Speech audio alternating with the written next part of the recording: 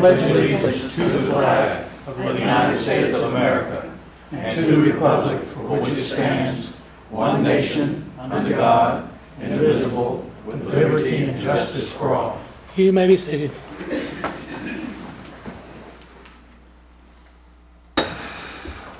Mr. Mayor, I've invited Reverend Cuddy Peacock from the Capitol Church to come and give the invocation this evening. Welcome.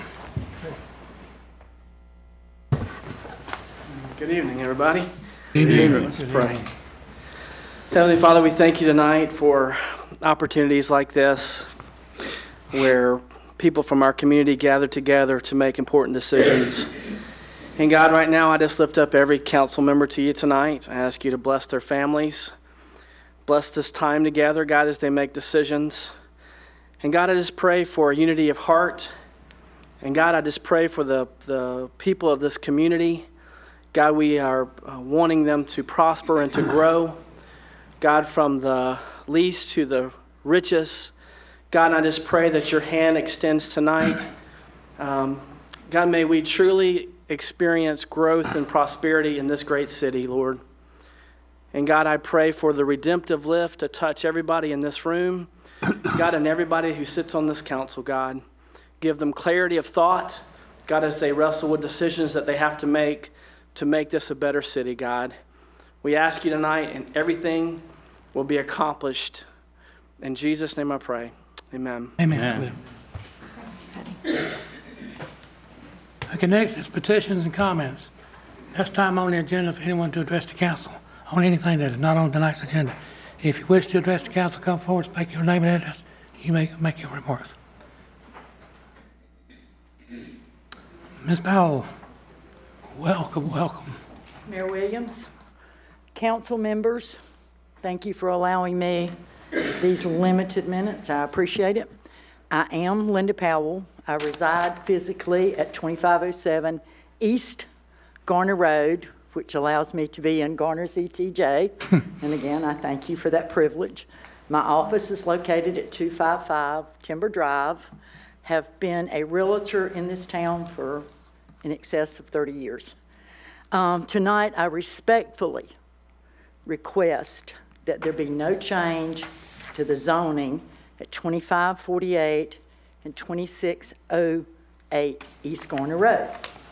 My reasons are, due to the increase in the tax value in our neighborhood, I believe what is being requested would reduce that. We are tied to new construction in our area called Excuse me, ma'am. Edge. This matter's on the agenda, and the time to speak on that will be after that's called. I'll be glad to wait. Thank you. Thank you, ma'am. Thank you. I apologize. Thank you. Anyone else? Next is the adoption of the agenda. I got one item I want to add, and y'all got a copy of that at the end of the agenda. Anyone else? Adoption of the agenda. Is there a need, Ken, for closed session yes. regarding personnel? I had forgot that until you mentioned Mr. Kenny, but yes, I would recommend that we put a closed session pursuant to personnel matter. Very good. Conclusion of our regular agenda. Thank you, Mr. Kennedy. What's yours, Ronnie? That request of Ms. Garner Committee. Okay. With those amendments, Mr. Mayor, I recommend approval of the agenda. Is there a second? Second. Further discussion, all in favor, vote by saying aye. Aye. All opposed. Mr. Buck Kennedy, you have a proclamation. Yes, I do. And Forrest, would you come forward? And Rick, where do you want us to do it? So you can have access to a microphone, there or there. I mean, maybe it's easy enough for you to read it there, and then we'll get All right. further. Standing by there, Forrest. This is a proclamation regarding National Public Works Week. Whereas public works services provided in our community are an integral part of our citizens' everyday lives, and whereas the support of an understanding and informed citizenry is vital to the efficient operation of public works systems and programs such as water, sewers, streets, public buildings, solid waste collection, and snow removal.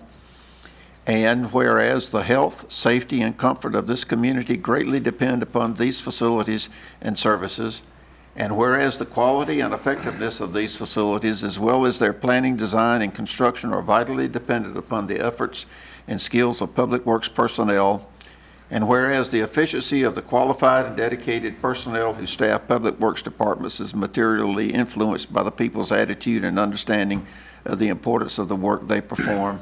Now therefore, Ronnie Williams, Mayor of the Town of Garner, hereby proclaims the week of May 19th through the 25th, 2019 as National Public Works Week in the Town of Garner, and calls upon all citizens and civic organizations to acquaint themselves with the issues involved in providing our public works service and to recognize the contributions which public work officials make every day to our health, safety, comfort, and quality of life.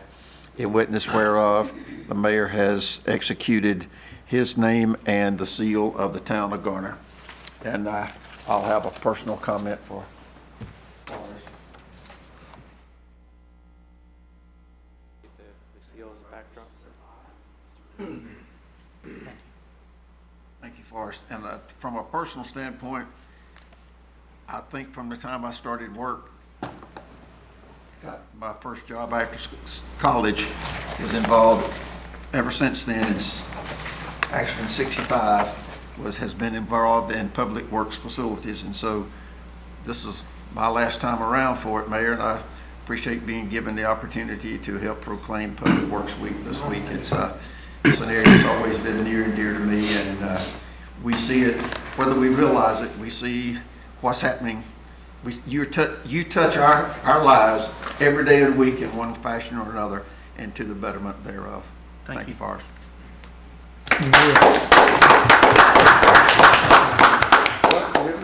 Uh-oh. We almost missed the photo. Make sure you can mention that, Rick, that after he got out of college, Mr. Kennedy mentioned in 1965 when he started working, how long ago that was.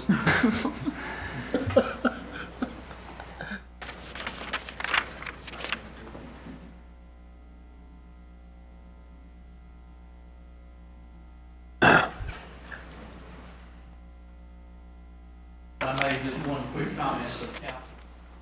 You can make 2 or 3 for us. Sir? You can make 2 or 3 comments. Just a few. It's your night. Thank you, Mr. Mayor, members of the council, for recognizing our, this week has been National Public Works Week here in Garner. So we thank you very much. Just wanted, most of you should have received an invitation already in the mail and by email, perhaps, about our annual rodeo and luncheon this Thursday. Our rodeo events will start that morning at 8:30 and will run kind of throughout the day. We'll also recognize our Employee of the Year around at our luncheon around that 11:45 noon mark. So we hope you can come out for some or part of the day, or all of it if it's possible. And we thank you again for recognizing us in this way. Thank you, Forrest. And while you're there, Forrest, we'll mention, because something we've talked about as a council and we've talked about at budget meetings, is the amount of time that Public Works spends on, in the fall, the yard waste, unprepared yard waste, and also in the spring, the unprepared trash pickup, which you practically pick up anything. The limited tires and maybe not appliances, but the amount of time that it takes. This year it took several weeks. You said you picked up almost twice the volume that you normally pick up. And the time and effort and the dumping fees and so forth on this is a substantial amount of money, some $200,000 that these services cost. But it's something that Garner does and has done for many, many years, and citizens expect it. If we want to keep our town clean, we give the opportunity for people to put trash out and yard waste and old lawnmowers and old deck furniture and old grills and whatever. And unless the scrap people beat you to it, and they do sometime, y'all pick it up and take care of it. It takes a lot of time, so I know a lot of people comment about it and say positive things about it, so I'll say it here in the meeting. I know other council members may. I know they agree because we've all said it before, but the time that it takes to do that, not only that, but also look how nice town hall looks, the police station, the senior center, other town facilities, our parks, all the time things that y'all do, lining ball fields, Centennial Park, South Garner Park, a lot of time and effort, so a thumbs up to Public Works for what you do. Thank you very much. Yes, and may I also add, Forrest, thank you so much for your rapid response on my first request from a citizen received. It touched me to realize how quickly you responded to the message and went over and made a personal touch with the citizen to correct a deficiency that was quite obvious. Thank you so much. Quite welcome. Keep up the good work. And if I may make a comment myself, just sort of pick up on what Councilmember Singleton said. One of the questions I think I get asked as often or more so from most residents is, when is the town going to do their unprepared trash pickup? They always want to know when that is, either fall or spring. And I would second what Mr. Singleton said. That's a tremendous service. And your guys do a wonderful job on that. So thank you for that and many other services. And thank you for the invite. I always enjoy going out for the meal, and I hope to make it again this week. Thank you. And a good way to answer that, I'll take a moment to put a plug out for folks' question about when are those cleanups going to be. If they'll look at the solid waste brochure that comes to their house late December, early January, those dates are in that, and you can also find it on our website as well. Thank you, Forrest. Thank you. All right, next is the consent agenda. Does the council member have reason to pull a separate vote on the consent agenda? May I move we approve consent agenda? Second. Further discussion, all in favor, vote by saying aye. Aye. All opposed? Very good.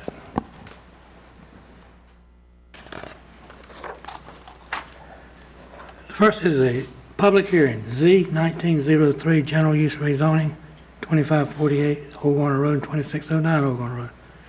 Het Patel will present the town's side of it. I'll open this public hearing. Good evening, Mr. Mayor and Town Council members. There was a typo on the agenda. The address is 2608, not 2609, so it's 2548 and 2608 East Garner Road. My name is Het Patel, Senior Planner for Transportation and Land Use. I'll present the general use rezoning case. The applicant and owner for this site are Tommy Gilmore, and as I mentioned, the location is 2548 and 2608 East Garner Road. The site in question is a 4.50 acre tract.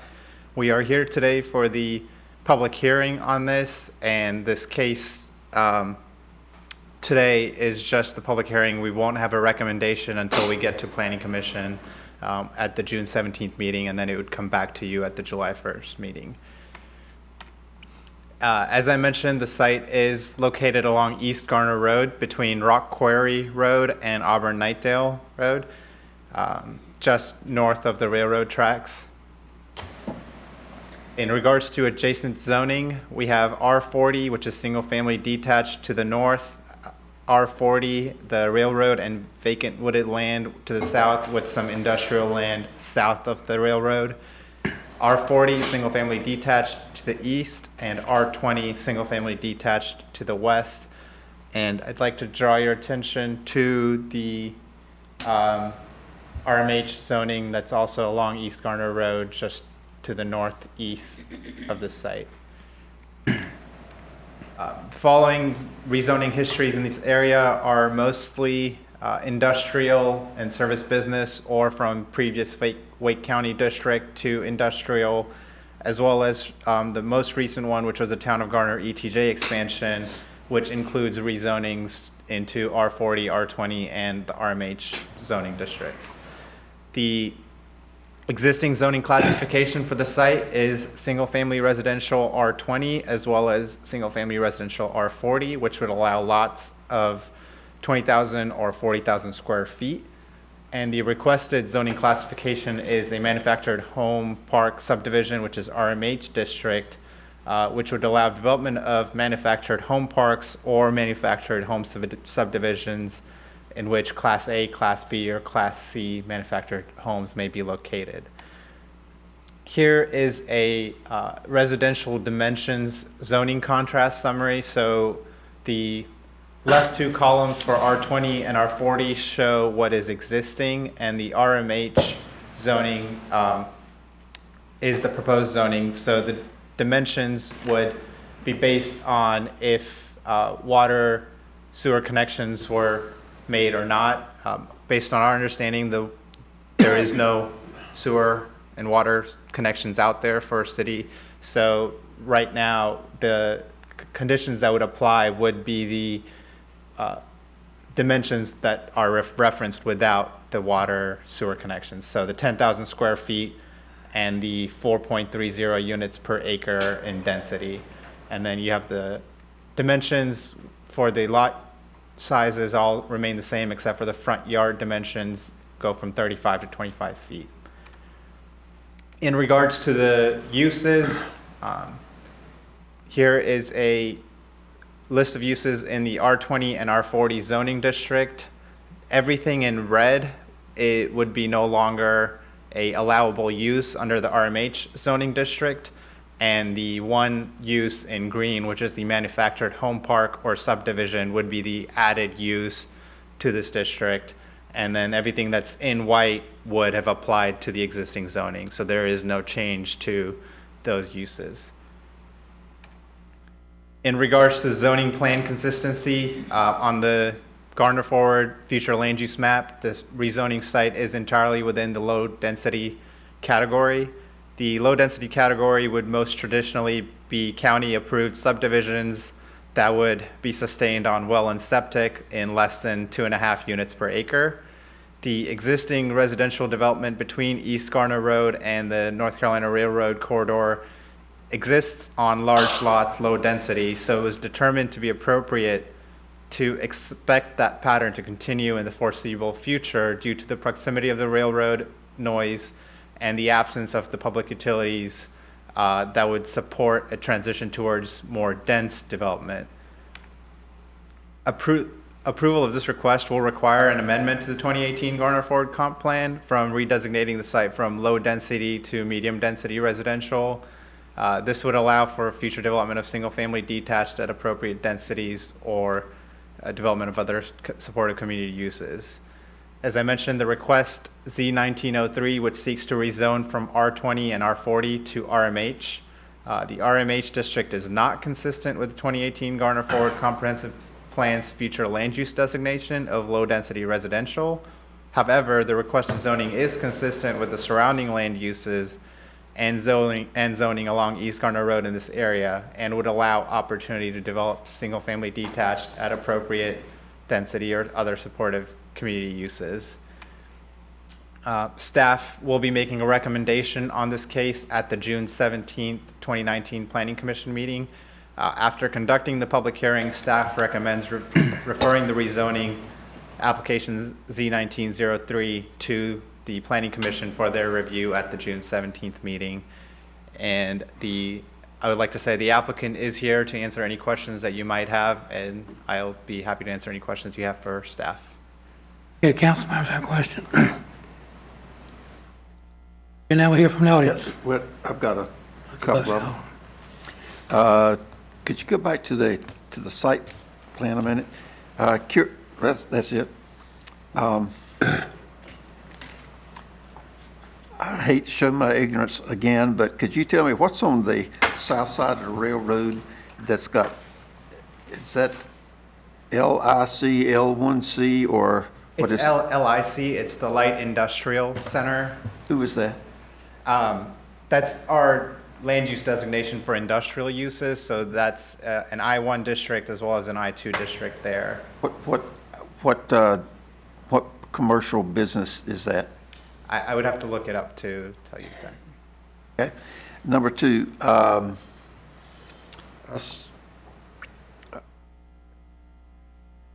sure this has been in effect for a long time, but I was thinking that if you did not have sewer service, that the minimum lot size would be 30,000 square feet. So educate me on being able to put a modular home on 10,000 square feet. So I think that is our UDO requirements. Without sewer and water, I think there are Wake County restrictions as well that could potentially apply that would require a larger lot size. So if we were to approve something like this, it wouldn't, could we actually allow it to, a home of any, a detached dwelling of any, just a detached dwelling on 10,000 square foot lot without having public sewer? I'm going to refer to Jeff to see if he can help me out on that one.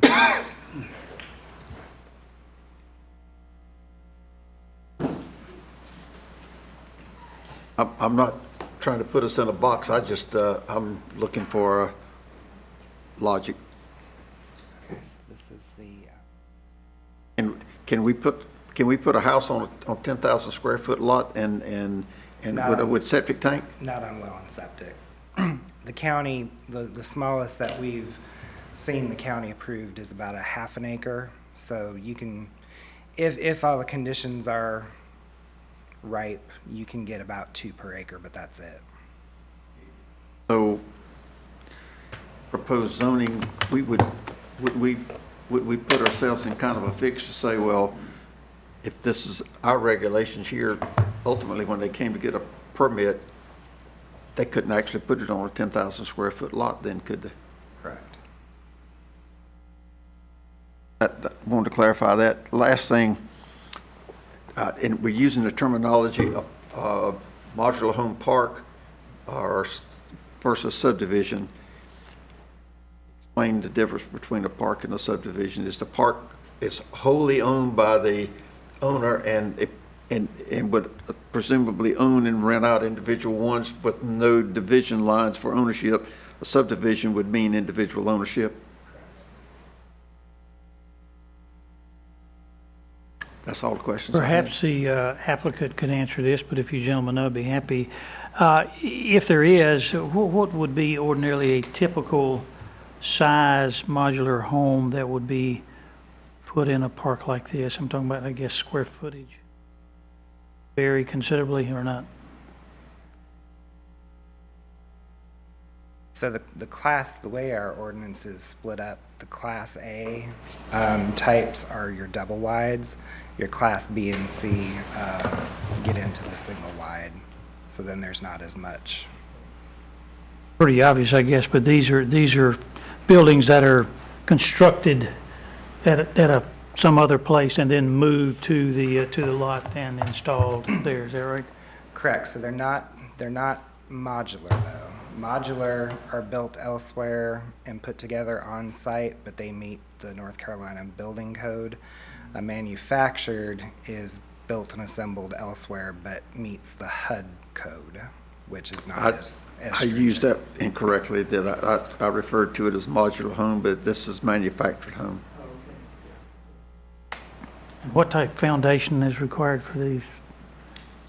Usually just has to be secured to piers, pinned down, and skirting is the minimum.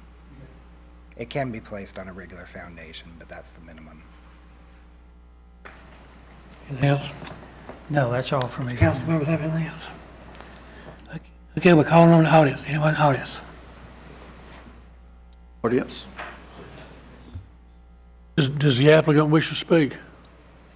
And Ms. Powell wishes to speak if not. Yes.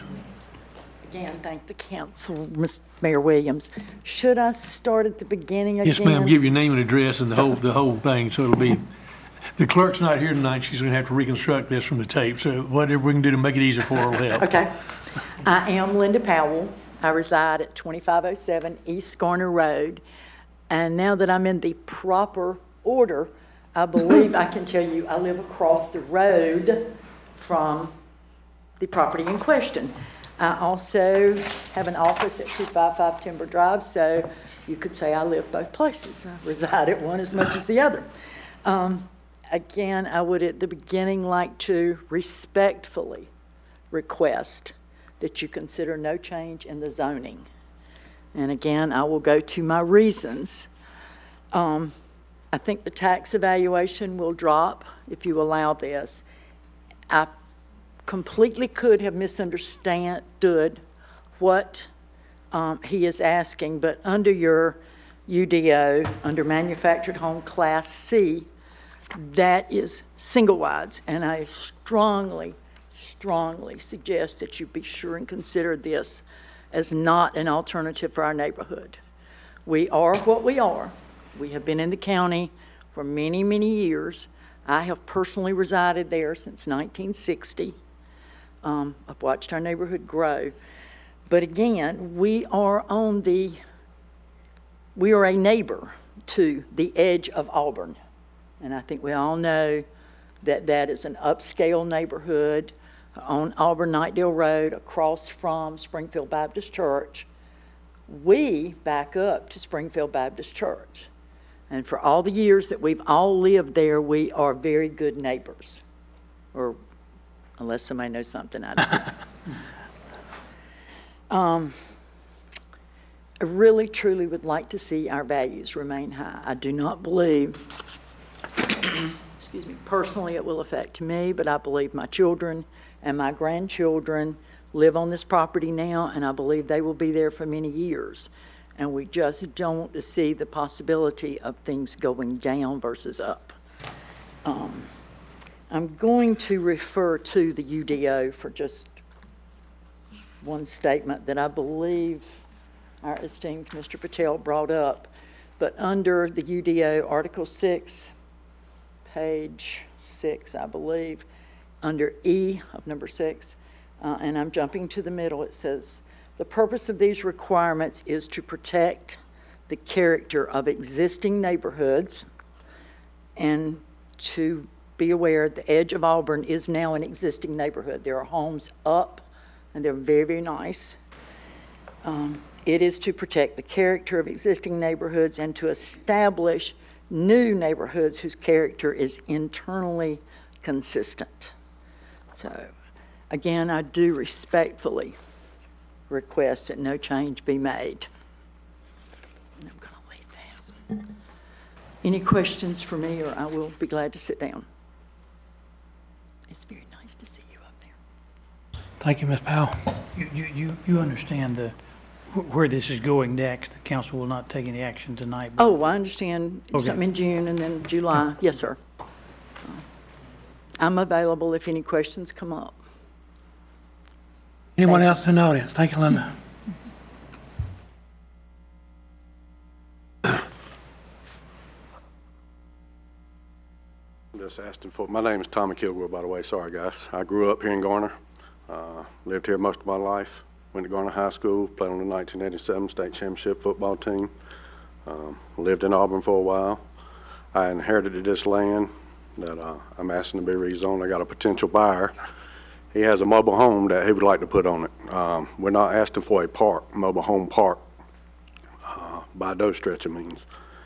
Matter of fact, he sent me an email today telling me his neighbors that live around me would make sure that this would not happen, that this would not get rezoned. He sent that to me in an email today. There's mobile homes all around this property. I'm not asking for nothing that's not already across the street, to the right of me, down the road from me. I'm just asking them to be able to play on the same ball field they play on. You know, I do not live in Garner now, but I do have this property in y'all's ETJ. I pay taxes. I don't think we'd be devaluing the neighbors. Part of the property around me is commercial. Part of it's got mobile homes on it. You ride up the road, you see lawnmowers. There's enough lawnmowers in the yard for Wake County, for everybody to go by there and get one. So, Give us your address, Mr. Kilgore, because since our clerk isn't here, she'd want to know where do you reside, your address? 3737 West Lake Road, Apex, North Carolina, 27539. Thank you. You know, as a man works on cars across the street,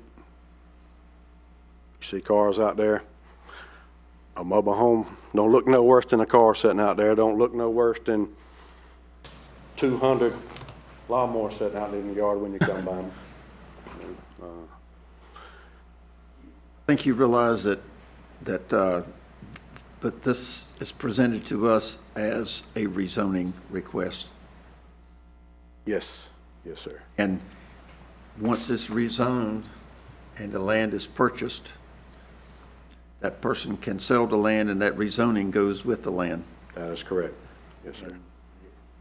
And it'll be perfectly within their right, just as explained by Mr. Patel, that they can have a mobile home,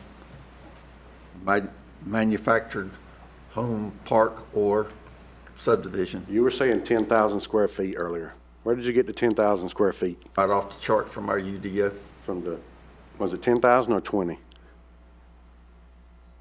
10? Without public sewer. 10 without public. So 10 for a septic tank with well and septic. Yep. I think we also kind of cleared that up where Wake County would not allow that. So there are certain restrictions that on top of our UDO that a mobile home park or subdivision would have to meet if they were trying to develop it as such without sewer and water. I thought it said 20, sorry. But we're not asking for a mobile home park by no stretch. There's been mobile homes on them lots before when it was zoned in Wake County. A lot vacant now. I haven't ridden by there. Piece of property, is anything There's else? a structure on there, yes, sir. On 2608, there's a structure. So the two addresses look like divergent numbers, but they're side by side. They are, yes, sir. Contiguous. Yes, sir. Anyone else? Questions for the applicant? Yeah, but Have no more vote? all we're asking is to be on the same playing field as our neighbors, you know. All right, very good. Thank you, sir. Thank y'all for your time. Anyone else? I'm going to close the public hearing and refer this to the planning commission on the 17th of June.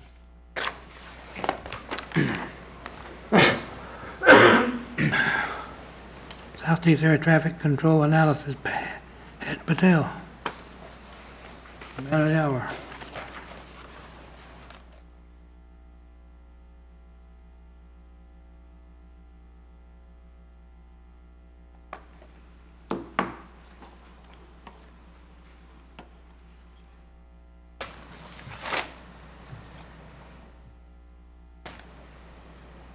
All right, good evening, Mr. Mayor and council members. My name is Het Patel, Senior Planner for Transportation and Land Use, and I'm here to present the Garner Southeast Area Traffic Count Analysis that staff has completed.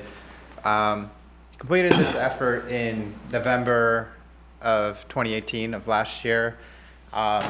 Based on comments from concerned citizens, the town council had directed town staff to investigate and analyze traffic counts in the southeast area of the town limits and the ETJ. This area of Garner has experienced significant residential and commercial growth in recent years. So the report that was attached to your packets was broken down into 3 sections. We looked at existing traffic counts from the most recently released NCDOT AADT data. We looked at residential trip generation rates, typical trip generation rates for different types of residential developments. And then we looked at the corridor traffic as a whole and looked at volume capacity ratios to understand what segments of the corridors might be near or at capacity. So I'll kind of go through some maps and explain that to you. As I mentioned, the existing traffic counts that we looked at, the study area was 4 corridors. NC50 from Cleveland School Road to Timber Drive, which included 5 intersections in between. Timber Drive corridor, which was from US 70 to White Oak Road, which included 6 intersections. Aversboro Road corridor from Buffalo Road to 7th Avenue, which included 3 intersections, and then Buffalo Road corridor from Vandorva Springs to NC50, which also has 3 intersections that are identified there. So I'm going to start with the NC50 Benson Road corridor, which is the one that draws the most attention for Garner. If you look at this graphic, basically it shows the historic AADT from 2007 to 2017 at different points on the corridor. So if you start out here north of NC50, in 2007, the AADT was 11,000. In 2017, the AADT was 10,000. And then if you go just south of Timber Drive, we're at 19,000 in 2007 and 19,000 in 2017.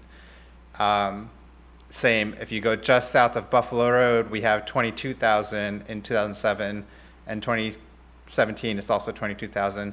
It does fluctuate in between in all of these scenarios.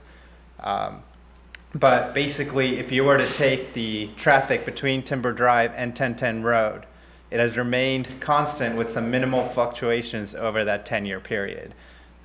The only sort of increase really is on this stretch just north of 1010 Road, where it was 13,000 in 2007 and it's gone to 14,000 in 2017. And then once you go south of 1010 Road, you'll see that in 2007, the traffic was about 15,000 cars per day, and in 2017, it's at 17,000. And further south towards Cleveland School Road, we get from 2007, it was 11,000 to 15,000. So there's slightly more increase on the southern stretch of this corridor, just south of 1010 Road, as well as further south of Cleveland School Road. It goes from 5,800 in 2007 to 7,600 in 2017. So the traffic between 1010 Road and Cleveland School Road has experienced a modest average annual increase of about 2.45% over that 10-year period. And as a reference, we typically use 3% as reasonable slow growth. We use 3% as background growth when we do TIA. So 3% is typically what we normally see as traffic growth in area as development occurs. And that's where, I mean, one of the conclusions that you can come up with for this corridor is that it indicates the traffic growth south of 1010 Road is largely being diverted onto 1010 as you're coming up north off of on 50, because there hasn't been as significant of a change north of the 1010 Road area on the ADTs. Moving along onto the second corridor, we have Timber Drive East corridor, starting out just north of US 70. Again, 19,000 ADT in 2007 and 19,000 in 2017, 22,000 to 21,000, 21,000 to 19,000 south of Gromont Road, and 18,000 and 18,000 north of Vandora Springs. So kind of grouping that segment together, the traffic between US 70 and Vandora Springs Road has experienced, again, an insignificant average annual decrease actually of 0.37% over the 10-year period. And that's largely because the 2,000 decrease here and the 1,000 decrease right there. And then looking at this corridor from Vandora Springs going east towards White Oak, we have 14,000 in 2007 and 19,000 in 2017 just west of Aversboro Road, 16,000 in 2007 to 20,000 just east of Aversboro, and then as you get up to NC 50, the difference is about 4,000. And then the segment of Timber Drive East that only has one data point for traffic counts is 18,000, which in a way almost tells you once the Timber Drive East extension was made, majority of the traffic that was traveling along the Timber Drive corridor continued on to White Oak on Timber as opposed to using 50 for other reasons. So a majority of the traffic increase along Timber Drive corridor can be attributed to the Timber Drive East opening and providing a connection to the White Oak area, the shopping center, as well as White Oak itself. And then the third corridor we looked at was Aversboro Road. There are some missing data points for the Aversboro Road corridor, and that's just something that we had to work with in the NCDOT data.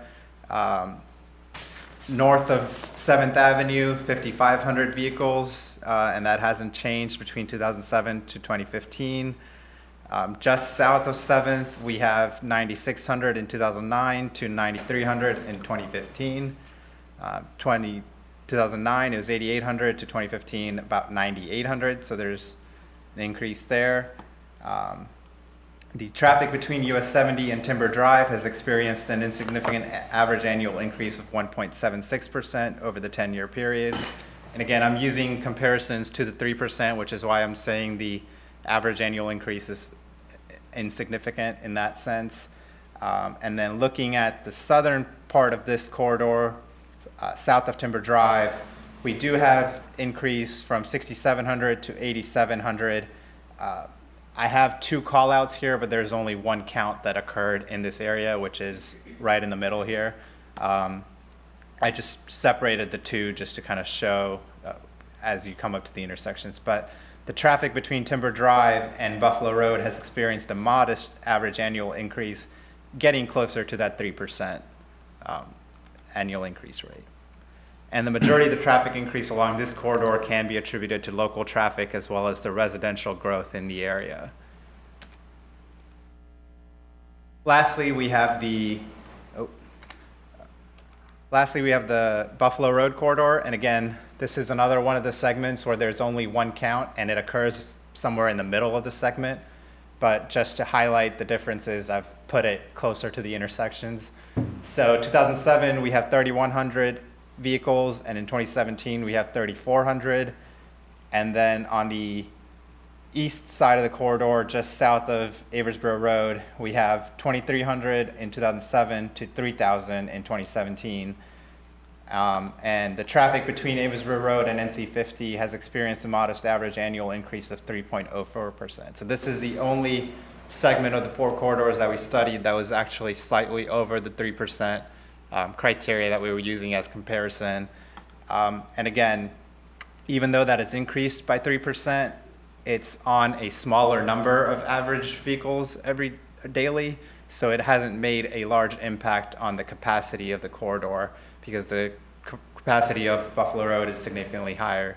And you might have noticed it more because the smaller number of growth can kind of feel larger than it actually might be.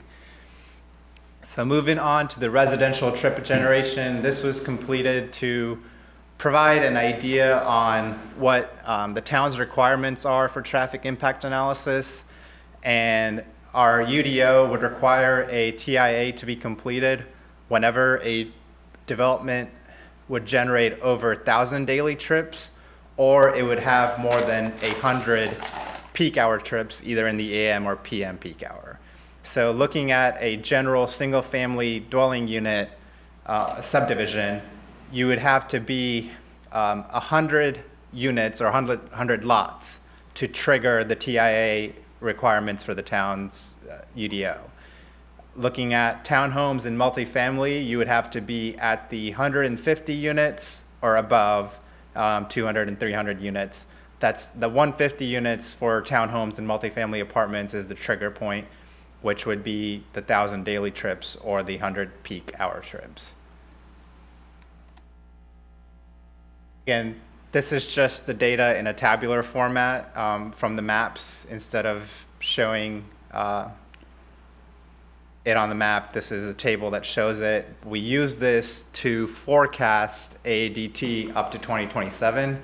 And again, this is a large assumption that we made. So before I show you the next table, I want to highlight that you notice a lot of the traffic remain constant in certain areas and certain segments of the corridor. Part of that is because human behavior changes when people notice congestion. They try to figure out different routes to take.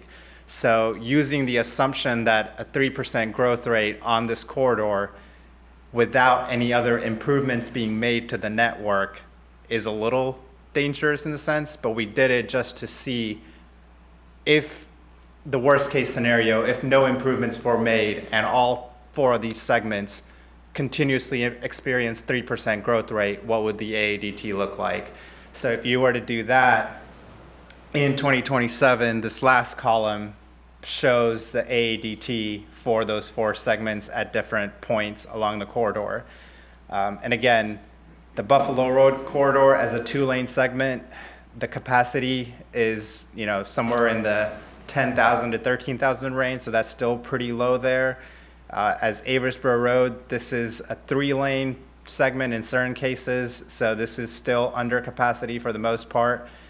And Timber Drive, with being at 4-lane divided, for the most part, these AADTs are also under capacity. And then the only sections that we would continue to see being at or over capacity are on the NC 50 corridor, just south of Buffalo Road, south of Timber Drive, and then the south of 1010 Road segment would be getting closer to capacity or reaching that threshold.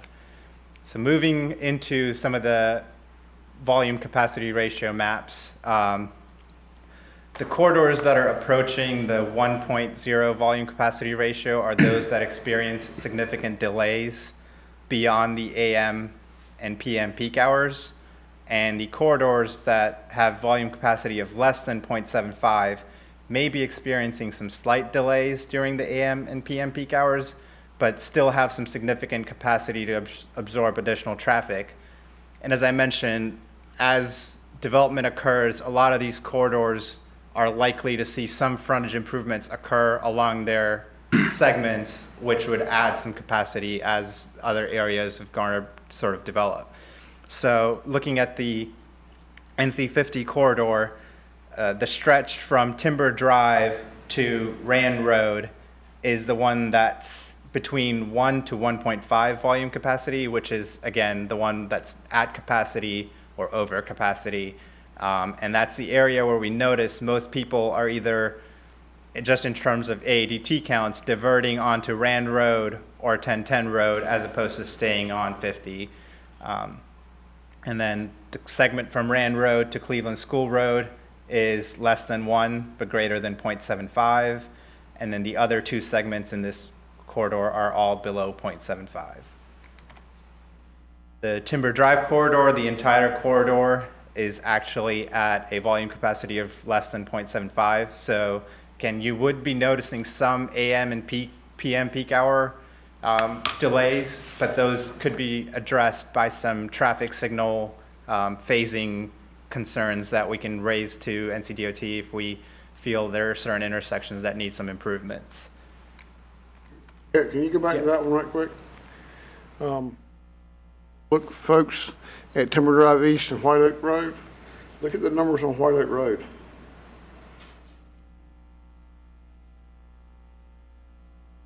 Look at the numbers, 25,000. That's bigger than anything you saw on 50. That's 25,000 cars. Just I'll bring that to your attention.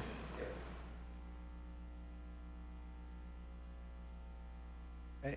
And then looking at Aversboro Road, again, the volume capacity ratios for both of these segments are either below 0.75 or below 0.5.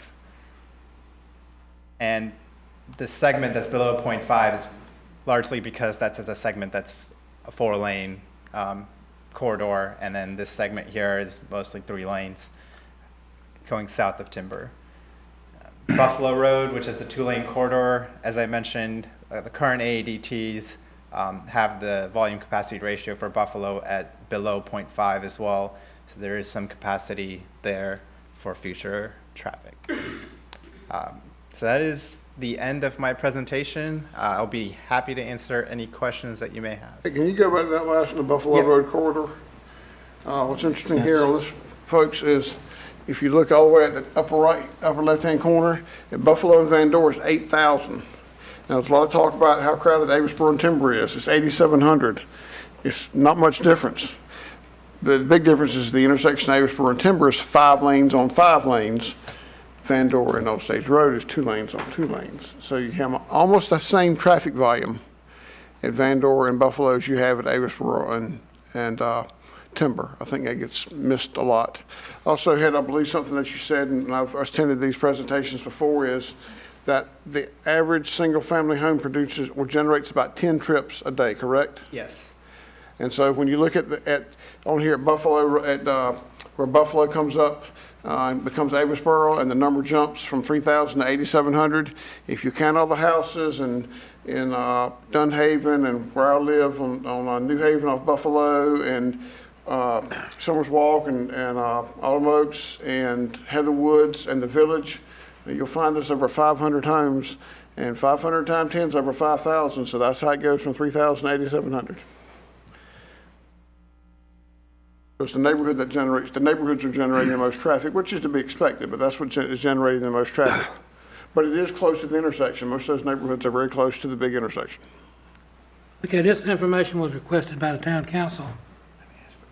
Okay, go ahead. Am I correct in, I believe this information comes from a 2017 study, so essentially 2 years ago, was that right? Yes, this is data that was released in 2018, but it represents the counts that NCDOT conducted for 2017. Okay, and maybe you said this at the beginning, but how much can you project these may have changed since the study was done, or essentially 2 years ago, 2 years moving forward?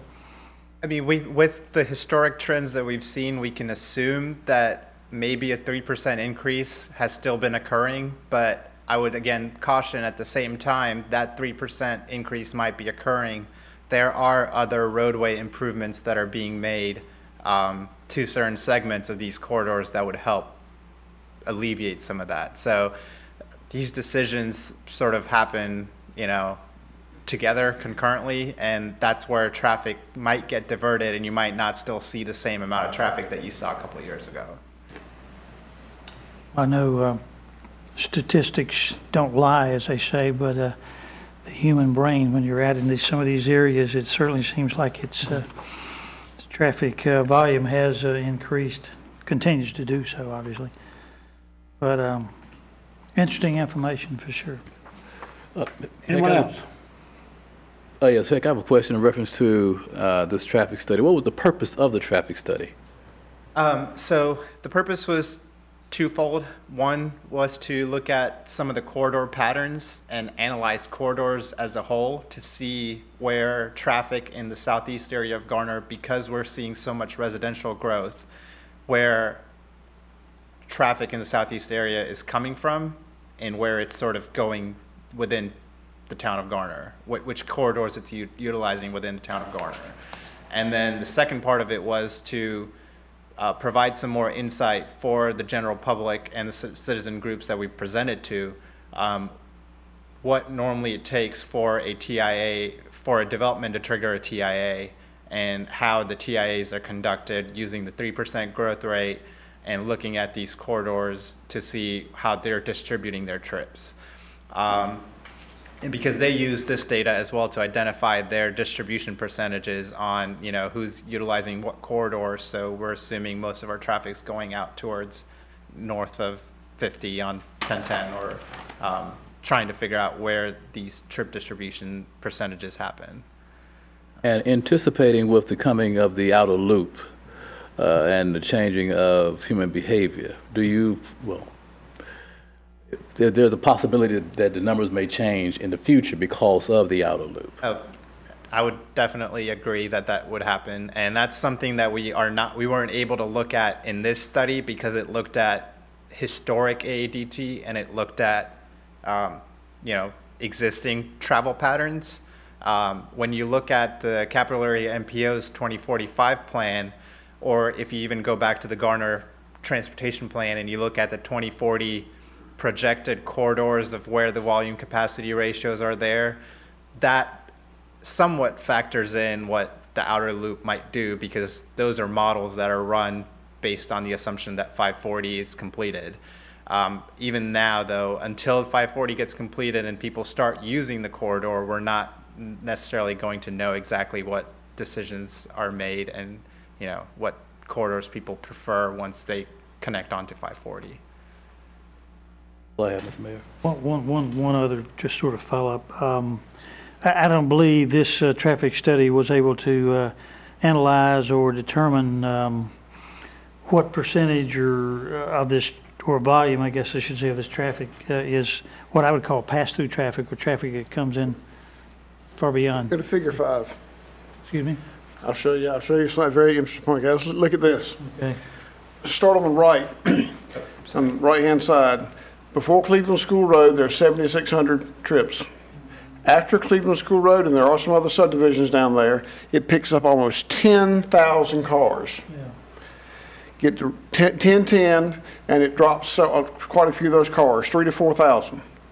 As you proceed further down, there's 14,000 cars, and when you get at Rand Road, it drops 8,000 cars a day. So your two big drop-off points on 50 are from Cleveland School Road and Rand Road.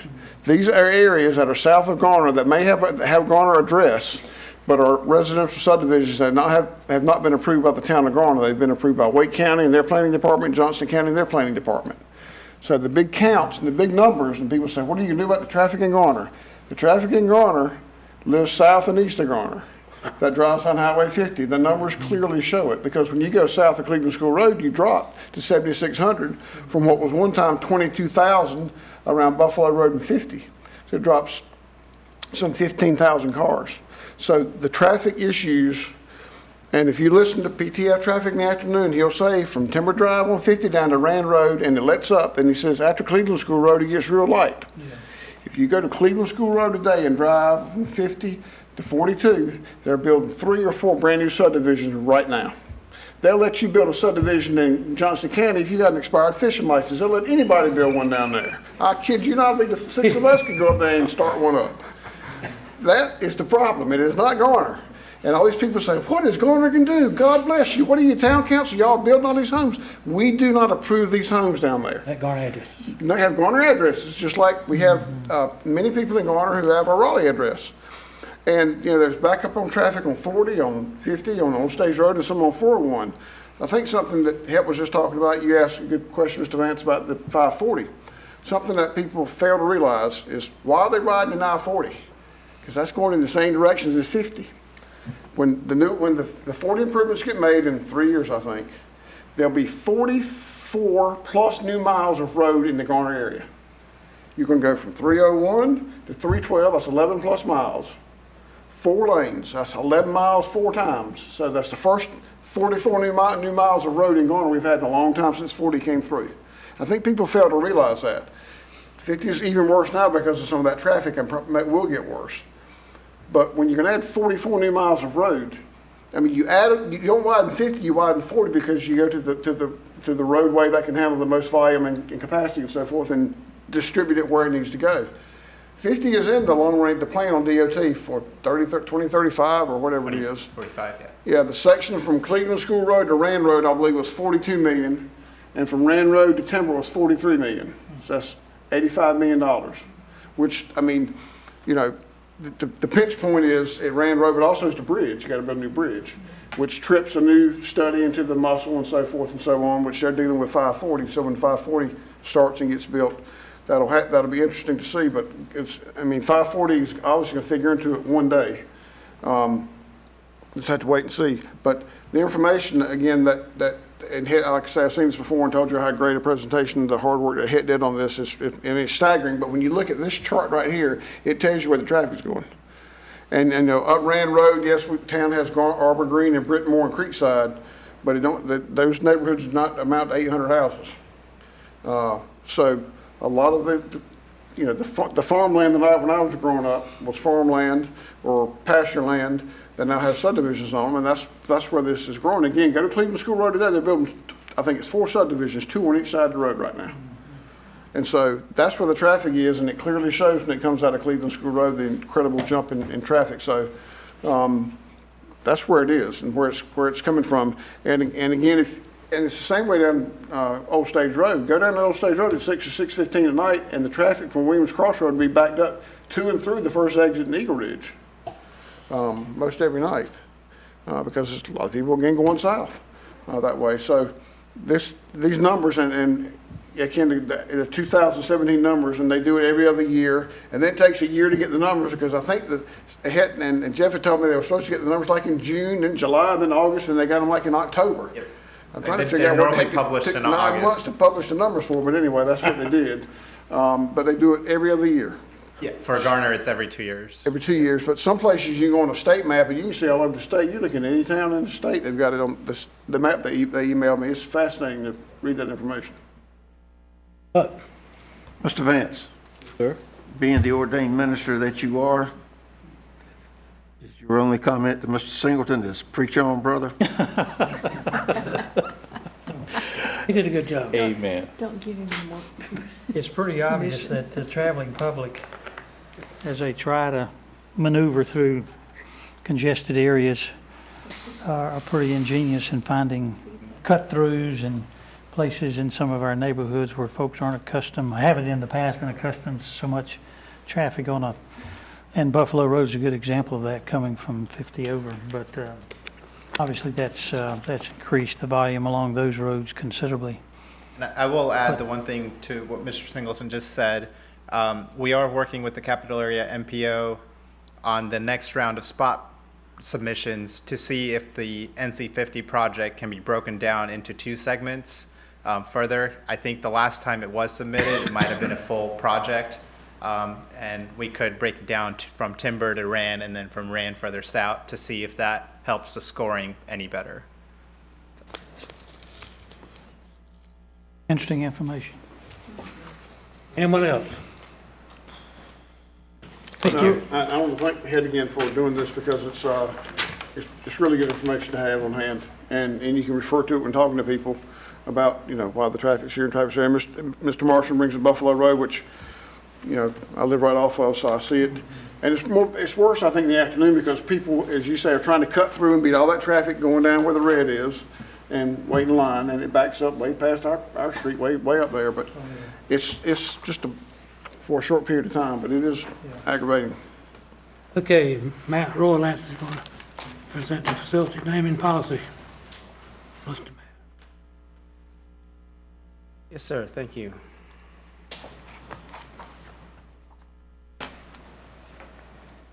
All right. We're going to talk about a draft of a facility naming policy that's here today for your review. I'm going to go through a PowerPoint presentation, but you do have a copy of the draft in your packet, the full written version.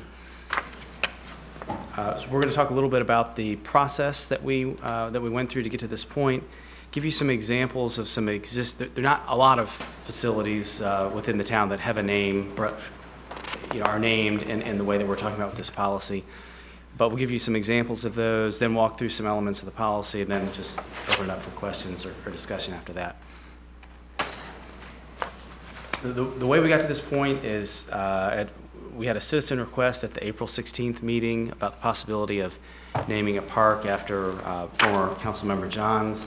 And the council had some discussion and decided that it might be good to have a policy rather than just make a one-time decision, because this is the kind of thing that may come up again in the future, so we could have some consistency if we had a policy. Council referred it to the Law and Finance Committee. Law and Finance Committee met on May 2nd and reviewed a draft policy that staff had prepared. There was some discussion, made some edits as a result of the discussion at Law and Finance, and then that updated draft is what is in front of you tonight.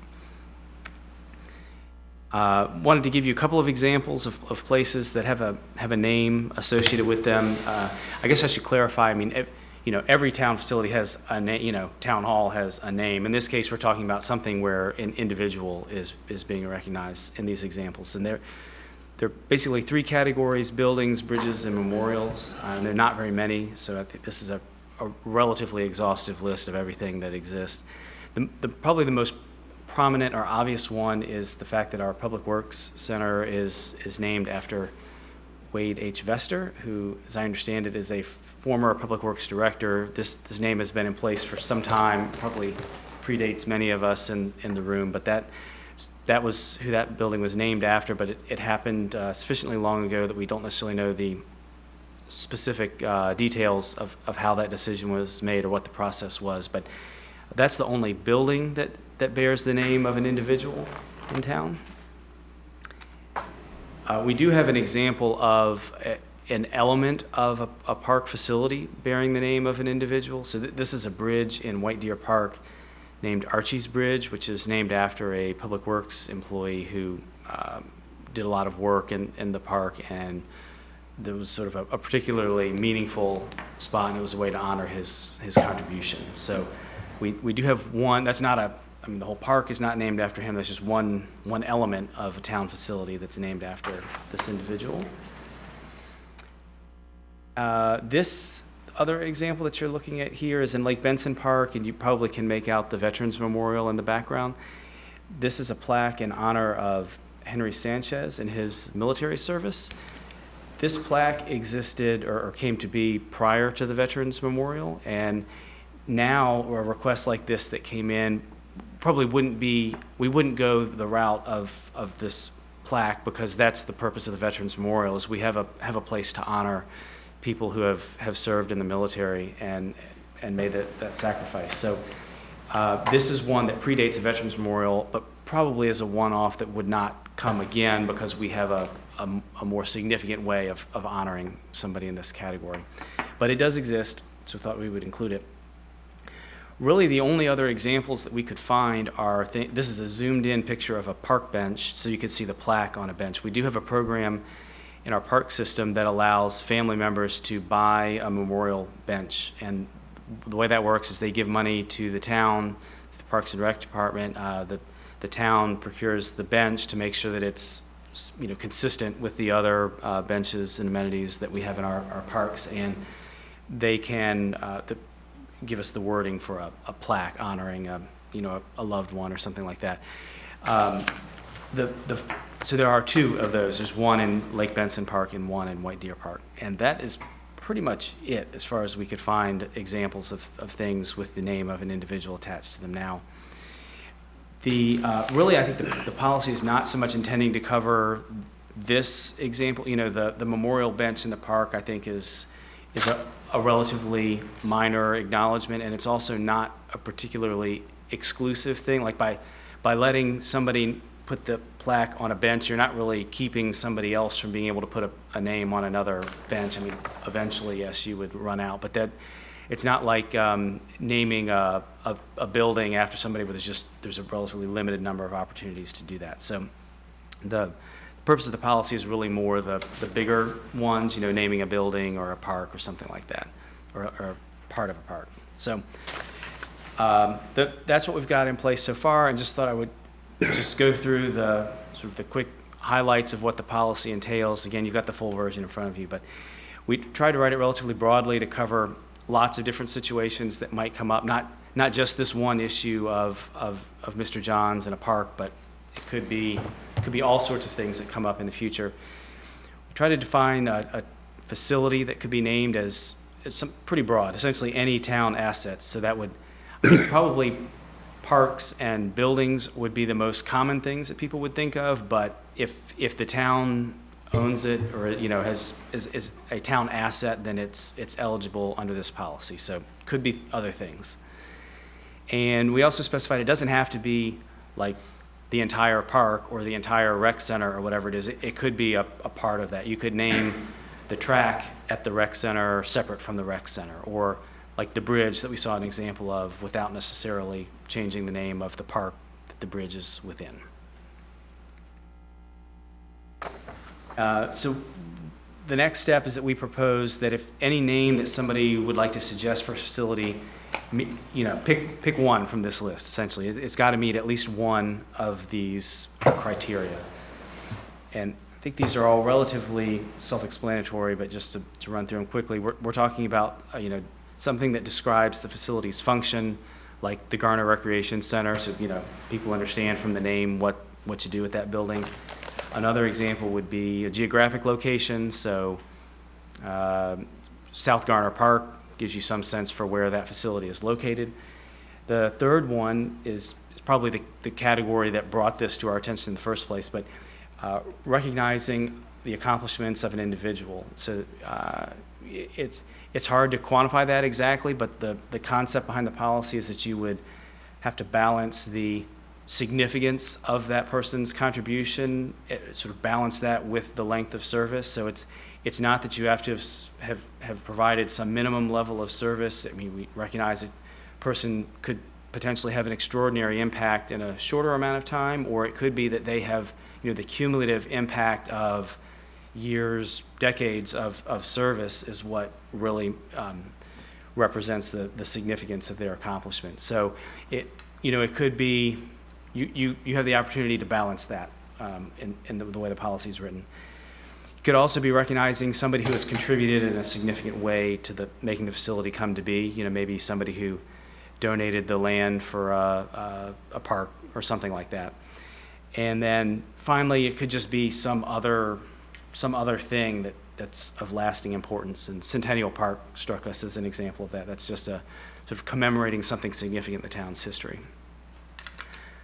So the idea is pick your name should meet at least one of those objectives, and then once you've done that, then it should meet all of these criteria, that it's a positive image, something that's going to stand the test of time, there's broad public support, it's not overly commercializing a facility. Really, if you wanted to get into sponsorship, this does try to accommodate a little bit of the idea that you could have an element of a town facility that was sponsored, but there's probably a whole other policy to be written if we really wanted to delve into that. But we don't necessarily want to overly commercialize our facilities. Would rather not recognize an individual that's already been recognized in some manner like this, and also just don't want to have confusion with facilities that are named really similar names. Wanted to address the idea that from time to time a name might need to change. So the idea is that the name lasts for the life of the facility. So let's say, in 30, 40 years, the building has lived its useful life and it's demolished, and we build a new building in its place. That's a natural timeout check-in. It's not to say that we have to change the name, but when the original structure or facility is no longer around, that it is not an obligation that the name continue beyond that point. So we could make that decision again at that time. Once you've named a facility for somebody, renaming it for a different person is discouraged, just because it sort of reopens a whole can of worms. It's allowed, but that's something that the policy says you would typically avoid doing. You can have a name be for a fixed term, like for, I don't know, the stage is going to be sponsored by somebody. It's going to be named after that person for a 5-year, or that company or that organization or whatever, for 5 years, and then renamed. You could do that. And then lastly, if, and we've run across some examples of these and around these days, that if, the reputation or character of the, whatever individual or organization that you've named something after, sometimes new information comes to light or circumstances change, and if it's not in the best interest to keep that name, you have the ability to change that name if you feel that you need to. And then the last thing is just how the process works. And any individual can make a request in writing explaining how their proposed name meets all these criteria, send it to the town manager. Staff would do some level of evaluation, forward it to council, and then, of course, you all could approve it or deny it or change the request or refer it to a committee or have a public hearing, all the normal actions that you could consider. So that's a quick overview of the policy, and I'll just stop there and see if you've got any questions or feedback. Well, let me start with you. All righty. I'll start with the first point, was the last one you mentioned about whether we adopt it tonight or not. I would strongly recommend that we do not adopt this policy tonight. I think this is way too quick to have some, it bears some little bit further thought. Is the naming authority then, does it rest solely with the council? Yes. There's a definition under the very first part, 4X.2, that don't know that this is a big factor or not, but it talks about the types of things that we might mention. One of the things that came up the first night it was mentioned was, should we include roads or streets? And roads or streets are not mentioned here. Is that appropriate, or did y'all already think of that in drafting it, Ken? Of course, I brought up obviously the name, the Don Rohrbar Bridge, but then that's an NCDOT road or highway. So I don't recall we had a lot of discussion on that, but basically, I think anything that's a town asset or is controlled by the town, in my mind, would include potentially certain roads. But Yeah, I think that's true. If it's a town maintained and owned street, it would certainly count, and we could list that one out specifically if you think that would be helpful. But the idea is that yes, that would be part of what's You eligible. have facilities, any town-owned asset, but I think maintained, or town owns the road, it does own it and maintain it, but whatever. But that's a question I was going to ask also. One thing that we would just add from a staff perspective is that there are other considerations that would have to be taken, that council would want to take into consideration, that with a road, a town street, that go beyond many of the other things that the policy could cover, because there would be changes of address that would impact, potential changes of address that would impact citizens that live on it. So I would just observe that while the policy could certainly cover it, there's other considerations that you might have to factor in when you think about a street as opposed to something else.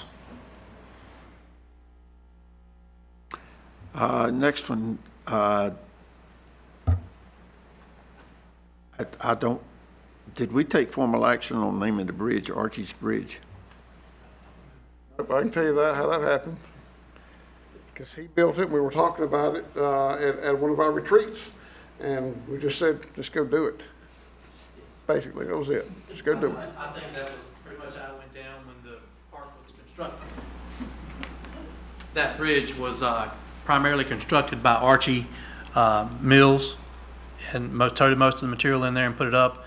And I think that bridge may even been built before White Deer Park officially opened. We went out and put out some trails, and it was very rugged getting stuff in there. And I think it came up at a retreat when we were walking across it. Someone said, well, that's good for me, just call it Archie's Bridge. And so someone put a sign up. This is not that bridge that took 3 acts of Congress to get approved, was it? No, sir. This was before the development of White Deer Park as we know it now. The town owned that property and wanted to put some type of amenity or walking trail on it. Maybe a very walking trail might not be a good word, hiking trail experience. And we needed to cross that ravine, and so we constructed a wooden bridge. I think you answered the question. That was before my time. We mentioned in here length of service. All of this naming will come at a later date. I've never really been enamored by length of service. I think that's I'll speak frankly, I think that is a lesser item. I think the quality of what somebody brought to the table, I hope that the people that, when that item comes up for a specific one, it's put in balance with length of time and quality of service, and those are nebulous, very subjective things, but that's a point to be made.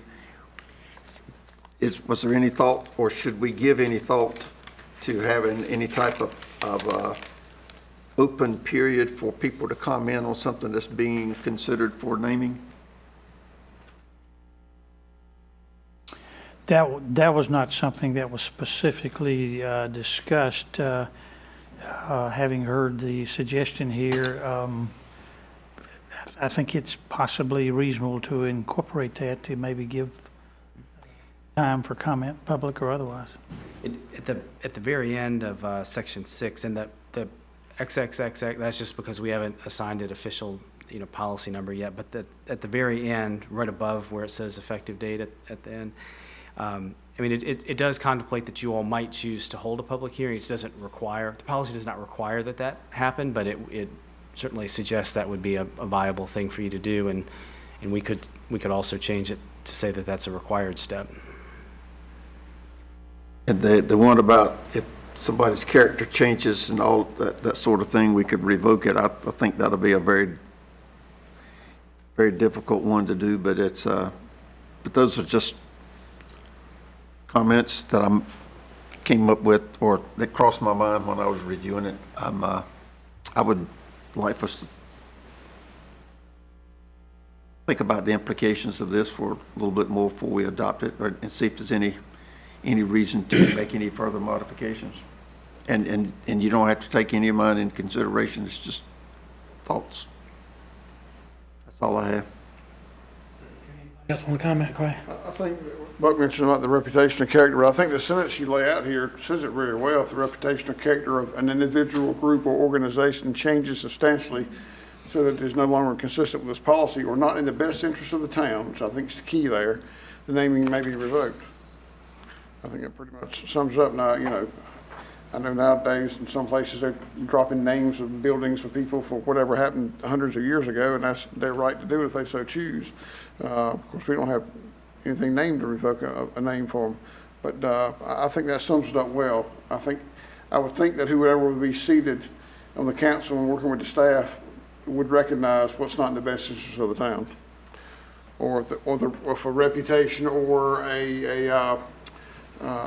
you know, some information comes to the forefront of about something someone did that it would not be in the interest of the town to have that name of that individual or group represent the town in some form or fashion on a facility. I think everyone would use, I would hope, I was rephrasing, I would hope everyone would use their best judgment. But I think you've got something stated there that covers that in a pretty okay way.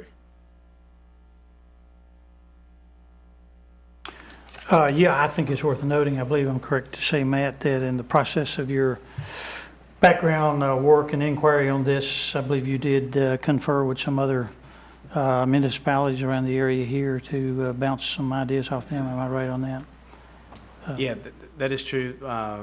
Elements of this policy have been kind of adapted and modified and so on based on some other local governments that, you know, nearby that have adopted similar policies.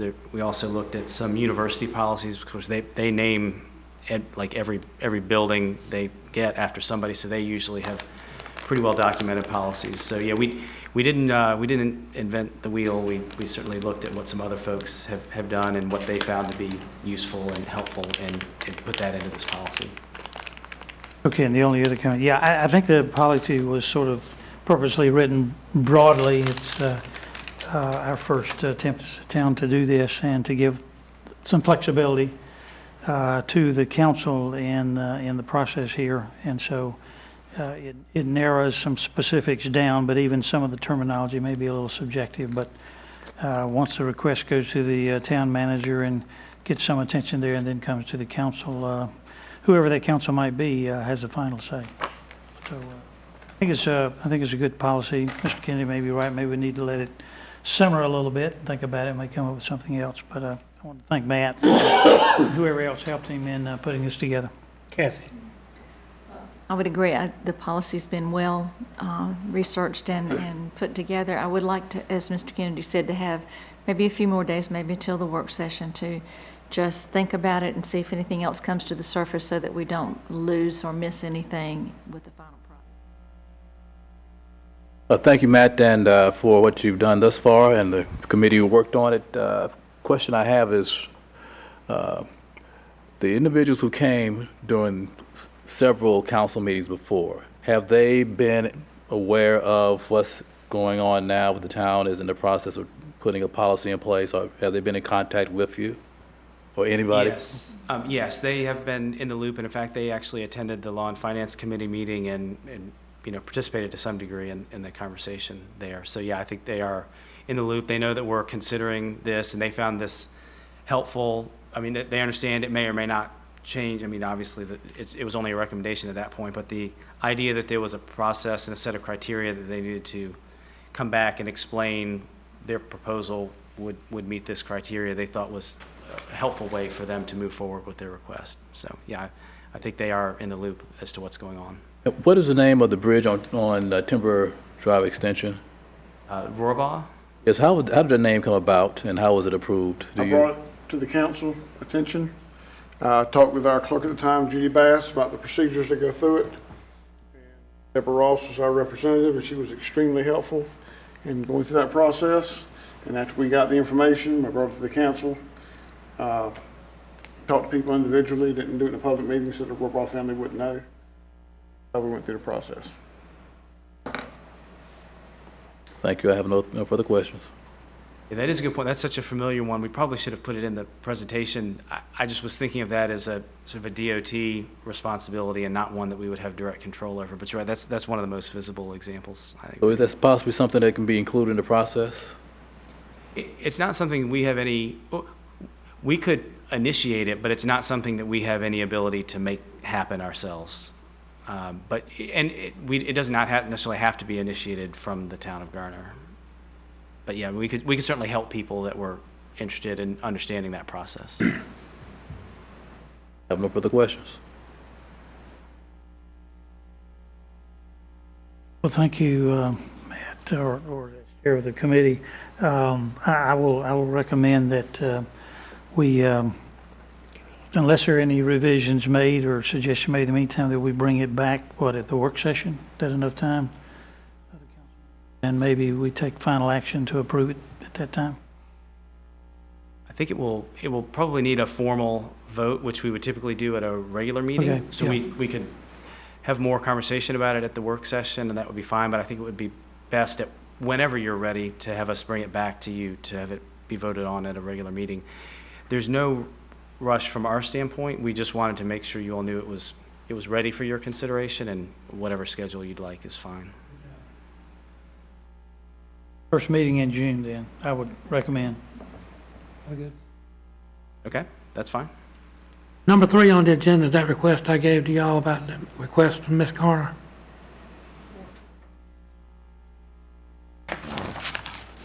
Put that behind your screen. Ms.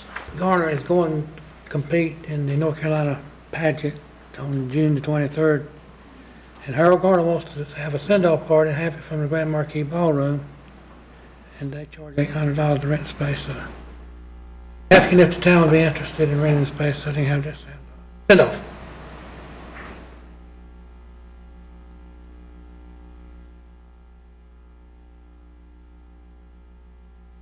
We had these before and approved this kind of expenditure. In the form for We've, Had send-offs before, but I don't recall us having to donate $800 to absorb the cost. I don't recall that happening. it's either the form or that much paperwork.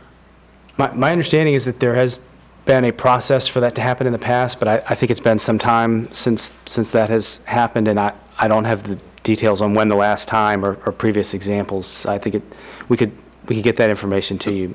And that process that Matt's referring to is a mid-year budget, a mid-year request process, not specifically to this cause, but. That's what he's got the form. Right. Or have we allowed maybe that event to take place in our GPAC and just didn't, charge anything for its use there or not? We already make a contribution to that organization, and part of that is in-kind use of the GPAC, but I'm not certain that this event is a part of that. But the town does make an annual contribution in dollars and in kind to the organization. Yes.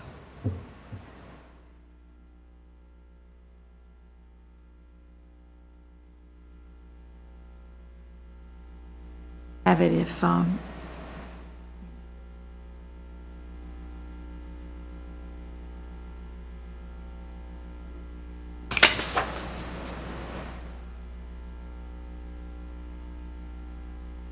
Of course, this is scheduled to happen, I don't know if that's. 23rd, when. June 23rd. Okay. Well, they need more than time, that.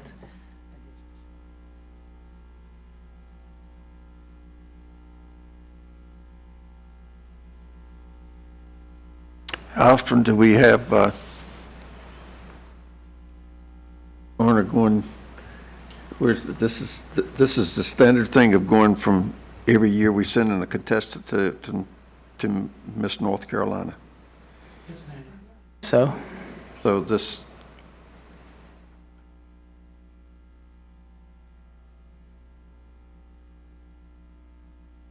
How much money we contributed to the org? Anybody know? Like $1,500 for the use of the auditorium.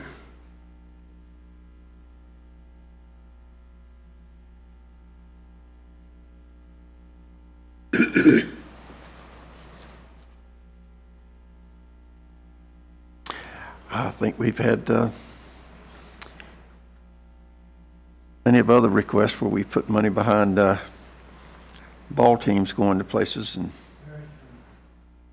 Yeah, but we kind of got out of the loop of doing that because we had a procedure that they go through and request them to the town staff and not come before the council any longer. We put that in place years ago.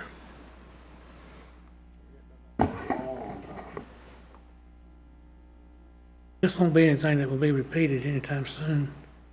I think she's representing the town and it's money well spent.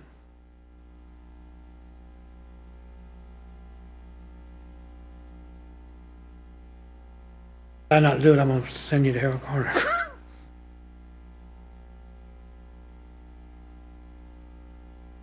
Well, I mean, I don't want to make it overly complicated, but I guess I'd be influenced some if I knew what amount, and I should know it, I guess, we give to this organization and how that money is spent and whether or not, I assume Harold thinks that whatever we give, does it enough to cover the cost of this? Seeking the glamour of the Grand Ballroom.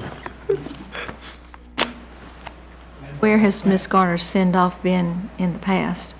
In the past, but the money, At the Grand Marquis? Yeah. Okay. I can't remember, there was another location that was not certainly as grand as the Grand Marquis, but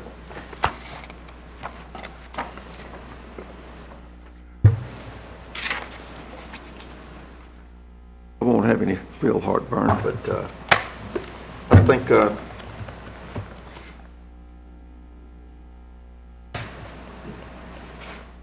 is this one of the groups that we make a contribution to each year? the scholarship committee, yes. Mr. Marshman, according to our budget, which I happen to have handy, Ms. Garner requests as a program partner $3,500 and has gotten that the last couple of years, and also that's what recommended this year's budget is $3,500. Well, not knowing how that maybe every dollar of that is accounted for or they need it all, but it seems to me that if we allocate that much, then maybe they could find a cost for the send-off party from the allocation already made to the organization. Asking for money if they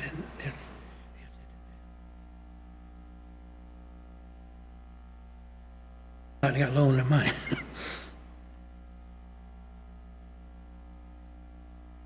I've all met her, she represents well.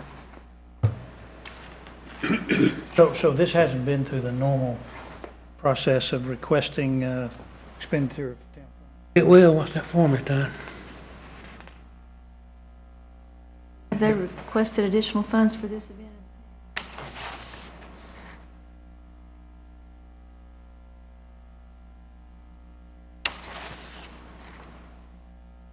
Mr. Mayor, I don't know if it would be appropriate, but I think that staff, if council desired us to, could try to look into getting the form completed by the appropriate applicant and get some of the questions that have been asked tonight answered and bring it back to you if you desire for us to do that. I think it's people that can speak to it better than I can. Harold may have somebody else besides him. We'll work with a contact, Mr. Garner or whomever is the appropriate contact, to get the request completed and some of the questions answered, and hopefully present this back at a time that someone might be here to answer questions.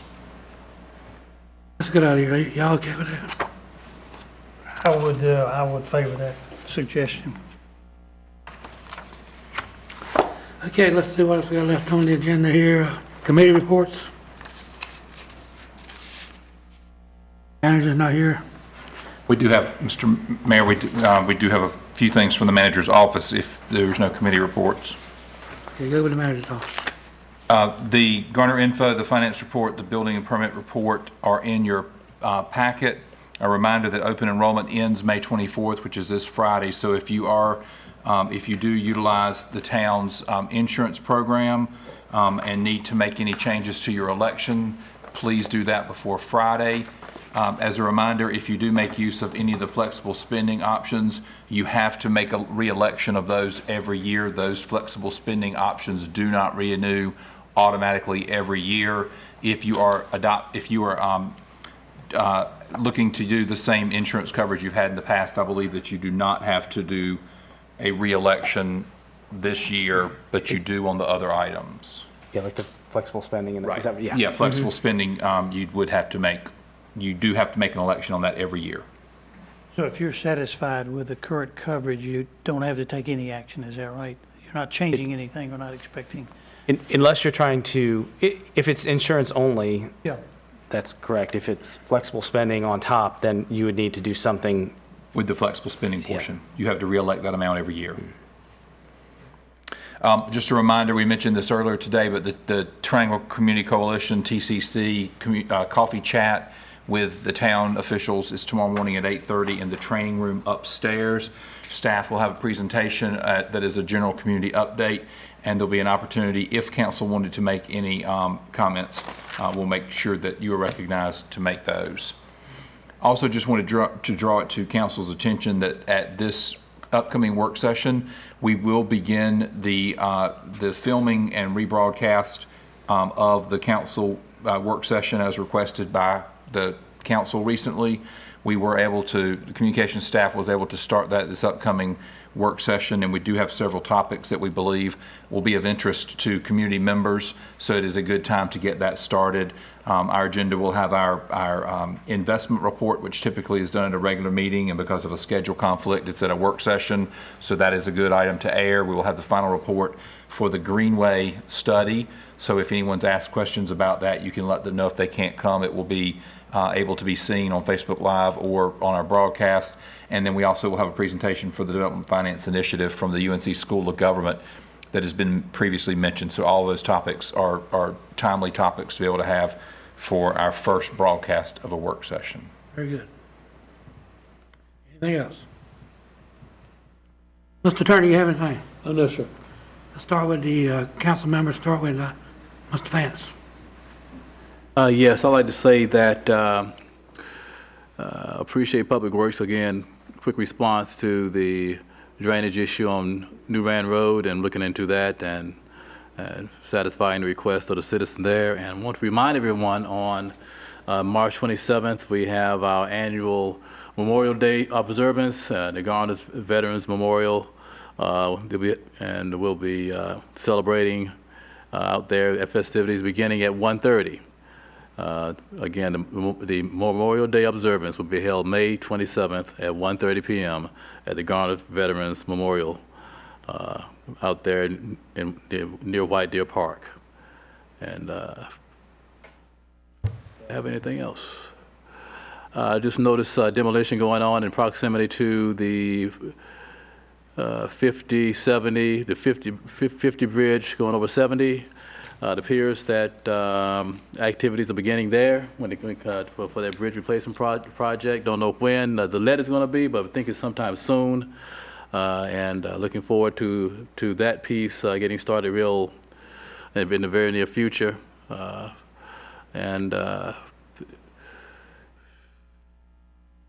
That's all I have. Very good. Kathy. Yes, sir. I attended the League of Municipalities conference, annual conference last week. It was postponed from last September due to the hurricane. Good informative conference as usual. The attendance was lower than normal because May is such a busy month. And I believe their plan is to continue to have it in the spring, but I believe move it to April. I went, Sam Bridges, our lobbyist, went. I would like to see more representation from the town at this conference because we have some things to be involved in, to find out about and make our presence known about. So I'd like to see additional attendance going forward. We heard from Jessica Holmes in one of the meetings about the affordable housing issues. And is anybody on our staff involved or at the table in those discussions in Wake County? Do we know? What type of discussions, Ms. Behringer? Affordable housing. Jessica Holmes. I don't know of any particular discussions that staff is I don't know of any discussions going on that we're not a part of, but I'm not sure. Or a part of? But I don't believe we've been invited to be a part of any as That's well. well spoken. You're I right. asked her to make sure that we did know about them, and because I believe that we need to be at the table there as well, because that's a topic that affects every municipality in Wake County, and we need to be sure that we are not absent when those discussions are being held. And the last thing is Doug Garner from Inspections doing a very good job of keeping up with the tall grass mowing needs. There's a property at 402 West Garner Road. It's an empty property adjacent to a house, I believe owned by the same entity. And it does get mowed, but there is a junk car sitting in the middle of that yard, and there's tall grass all around it because it never gets moved, and very unsightly. It looks like a sad centerpiece. So if we could get Inspections to have a look at that again and at least get that car moved to the rear so they can mow all the grass, that would be helpful. And that's not an address you've turned into Mr. Griner, Not on this issue. I have turned that address into him before, but not a on current the request. Okay, we will turn that into We keep him. hoping that when they mow that they'll use clippers and cut it around the car, but they don't. Okay. That's all I have, sir. I was just, I think Ms. Barringer knows this, but I usually do try to attend the league meetings. I find them helpful. It's nice to see people from around the state. But this year, because of the change in schedule, I had a conflict and wasn't able to attend, but I hope to pick back up on the next. And speaking of meetings, I think as all you know, I'll be attending tomorrow evening the Triangle J meeting. That's a monthly meeting of the delegates representing the town, and so continue to attend those on a regular basis. Seems like there was one other thing, but I failed to jot it down, so if I think of it, I'll come back. Yes, I'll follow up on what Mr. Vance noted on the intersection of Umstead Lane and Highway 50 that did demolish the one house. They cut the grass for one thing on both sides, thank goodness. But they did demolition of one house, and I'm as much as they cleaned it down, I'm sure it's gone by now. Oh, yeah, it was pretty much gone when I came over tonight. So I understand the house right directly beside that, adjacent to that, I think people are still living in because there are cars behind the home. But I do believe that the house, the brick house near the corner, was a rental property. It's been vacated for some time, so I don't know if that's the next one they're going to go after or not. But anyway, I think all of us had turned that grass in because you can look at the Garner reports. I think all of us had contacted someone in the staff, as had numerous citizens. So at least that's a positive. And don't know when they're going to start construction. I was told sometime later this year. So at least this is a first one of many steps, but it's at least it makes the corner look better because that's a heavily traveled corner. People on 50 getting on the 70 and people coming off. So I'm glad that got taken care of. And again, I thank Public Works for their work with the unrestricted spring cleanup and all the other stuff that they do, keeping our facilities and our ball fields looking good. So. Oh, I knew what I was going to ask. Do I understand correctly that the construction project going on just in the vicinity of the Aldi's location is a veterinary place? I've had several people ask me, and that's what I understood. Okay, that's it. Thank you. Okay, John, I appreciate you, just a little bit dated now, but you finally got in touch with somebody at DOT that's paying some attention to the Royal Bridge, and I think if this doesn't work, somebody asked me, says, well, can't you contact your state senator? And the only one I could think of was Mr. Blue, and he doesn't represent us, but she's in the House. And so anyhow, if we have to, we go as high up the food chain as we need to. Pam, I got a question for you. I was looking at the financial report, and it looks like we're going to have the revenues from sales tax revenues are going to be greater than what had been anticipated in the budget. I hate to have to ask you, but what happens when you get overages in a place like that? Are they designated for some particular thing? If or they just commingle with other funds and just used for overruns elsewhere?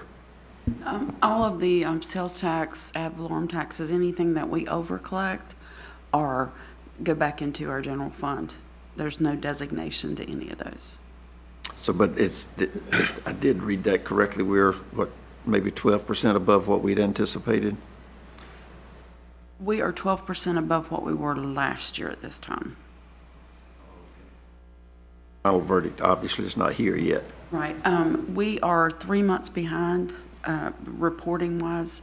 So we have, for this fiscal year, we will collect again May, June, and then we will estimate for CAFR purposes the next 3 months.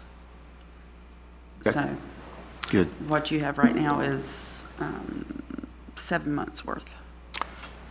Thank you for getting me straightened out. It's easy to forget some of those things. Speaking of last year's budget, or the current year's budget, looking ahead, what did we conclude today is a likely date that the budget would be up for final approval? Is that going to be the first meeting in June, or does it look like it's going to be the second? Second meeting in June. The first meeting will be another public hearing on the budget, and the second meeting would be adoption. Okay. I had a question that of a general nature. Do lapsed salaries, when we had asked for those to be kept in a pool, did we, maybe we did this several months ago, I don't know what brought up the occasion, but didn't we ask that lapsed salaries be not reassigned for other uses? And will they, is that something that will go to the general fund as well, or is that, will they be used, will it come back to us for repurposing? For lap salaries, we make a purpose, we make a concerted effort not to use those unless we have to. And if we have to, you would be notified that those were needed. We move funds around between just operational cost. We can move those around. We do not have a way to actually track lap salaries because okay. Yeah, I'm trying to think of the best way to describe that. We just know what we've got budgeted versus what we're spending, and we can give you an estimate of what we think those amounts are going to be at the end of the year. But because we do the merit increases and we have overtime expenditures, temporaries that were unanticipated occasionally, we use the lap salaries to cover those costs. Although we budget for merit increases different from salaries. We got two line items. They're included in salaries. However, occasionally we have some retroactive adjustments that have to be made. So that impacts it as well. You've helped me. Mm-hmm. Thank you. I'll endorse what Kathy had to say about housing, for us being educated on that. A little bit was said about it earlier this afternoon, but I'll leave it where she left it and endorse that. I think as a result of going through the budget this time being a challenging one, as most of them are, but with currently recommended tax increase based on some structural operational matters that are things that are pretty well grooved into the budget that are reoccurring and going to happen each year. We just have to recognize it, and the costs are going to increase. While we've got several of those things that are somewhat programmed and we project increases, I think we should spend an equal amount of time on looking and evaluating future revenue sources. Not so much to generate them, but to, because we only have so many options, let's face it, but to recognize what's most likely to happen and to plan in advance so that we don't get ourselves on plan in advance how we might use them most effectively rather than look at it as a windfall one year and a deficit the next year, and then, oh my, we just didn't look out far enough. That's all I have. I would appreciate the time. We got a closed session request. One quick thing that popped in my mind here, if I may, Mr. Mayor. Mr. Kennedy has been very consistent in his concern about the issues with the bump on the Royal Bridge over the last 2 or 3 years, and how, it's pretty bad, and they got a sign out there even announcing the bump. And we got this naming policy we came up with. Hey, name that the Buck Kennedy bump. Well, you would have to, Mr. Singleton, if we do Just that. make sure that you put a B in there instead of an R. But if you choose to use R, that will be fine, and I'll endorse the sign. You'll need to get the bump signs back out there because they're gone. Bump signs are gone? Maybe we ought to put up a temporary sign.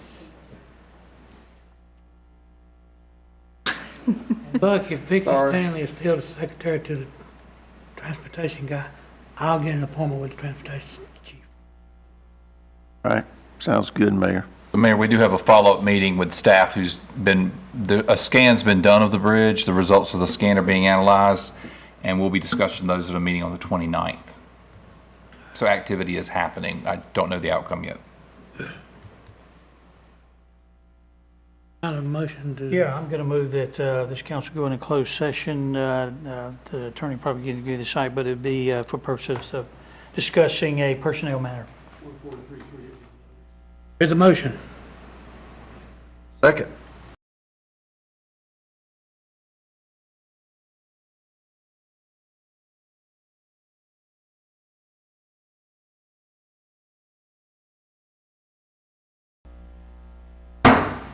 Okay, the mayor had to leave just slightly early, so council, if you're ready, I'll entertain a motion that we go back in regular session.